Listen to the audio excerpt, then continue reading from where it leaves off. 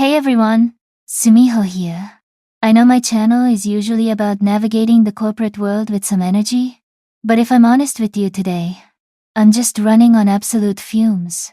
There is nothing left in the tank. Look closely at my eyes. This isn't just the typical Monday drag, the exhaustion that a cup of coffee can fix. This is a profound, body-deep, Karoshi culture tiredness that permeates every cell. It is the heavy, sinking feeling that you haven't fully recovered from last Friday, and yet here you are, being commanded by your alarm to start the cycle all over again. It is only 6:30 a.m., and the moment my feet hit the cold floor, the pressure is already immense. I feel the invisible clock ticking down to that mandatory office time. Even when I'm this profoundly wiped out, I still have to perform the ritual of professional perfection. I spend precious, needed rest time, meticulously applying makeup and ensuring the perfect, unwrinkled suit. It is an unspoken, often gendered uniform for a woman in Japanese finance. The standard is impossibly high. The expectation is that you must always appear fresh, ready, and impeccable. If I were to let my exhaustion show, it wouldn't be seen as human tiredness. It would be instantly judged as a failure to maintain my professional image and commitment. And then begins the notorious commute. It is 2 hours of intense, claustrophobic human Tetris, on a packed train where you are crushed between bodies, silently fighting for an inch of personal space. I feel the physical breakdown starting there. I am already sweating. A wave of nausea hits in the crowded heat, and a low-grade headache begins to pound a steady rhythm behind my eyes. My true workday does not begin at the desk. It begins here, on the train. I am already physically exhausted and carrying a burden of pre-work stress before I even swipe my entry card at the office. Once I finally make it to my desk, the stakes in my field Japanese finance are always razor-sharp and the sheer volume of work is absolutely relentless. It is a constant, suffocating deluge.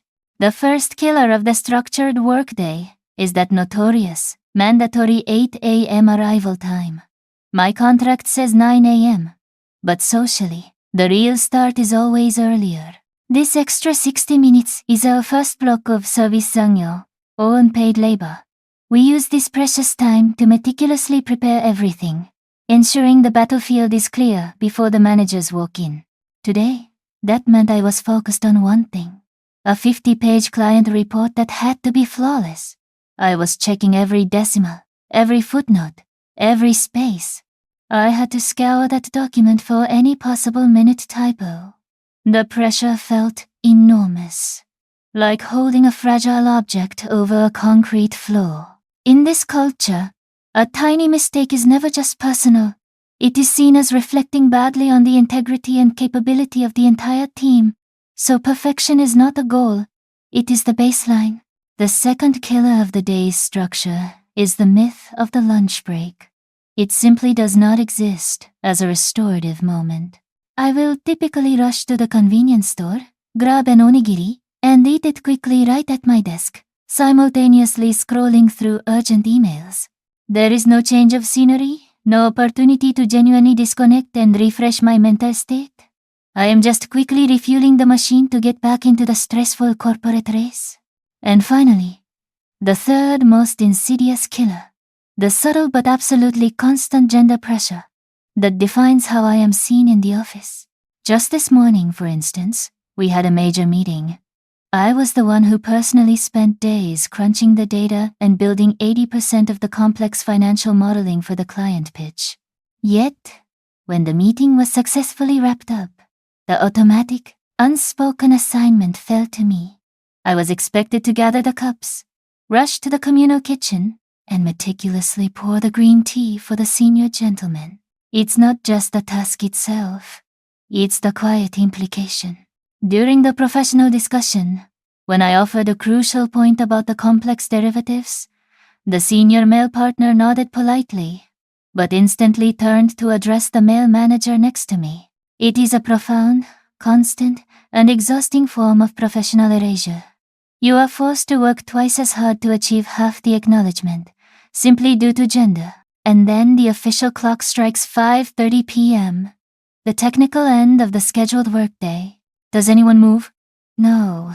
Not a single person shifts. You can hear the collective silence of the office floor, holding its breath. This is where the true Karoshi pressure begins. The deeply ingrained social obligation to stay. If I were to leave at 5:31 p.m., I would immediately be branded as a selfish, uncommitted worker.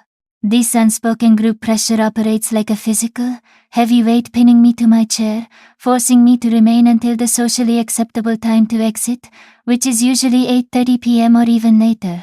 And what am I doing during those critical 3 extra hours? I am often performing incredibly low-value work, like organizing ancient client binders or fixing the formatting on a presentation that was already perfectly acceptable. I am working only for the sake of being seen working until late.